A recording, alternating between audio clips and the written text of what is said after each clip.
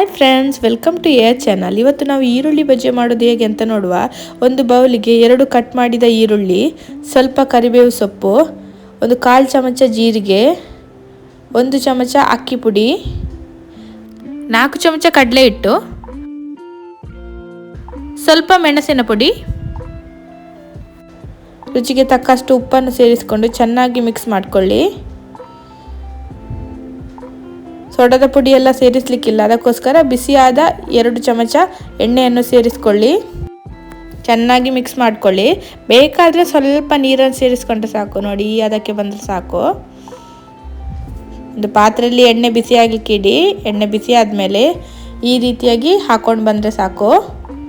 ನೋಡಿ, 2 ಸೈಡ್ ಚೆನ್ನಾಗಿ ಫ್ರೈ ಆಗಬೇಕು.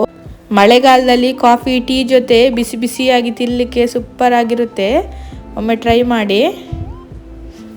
ತುಂಬಾ ಕ್ರಿಸ್ಪಿಯಾಗಿ ರುಚಿಯಾಗಿರುತ್ತೆ.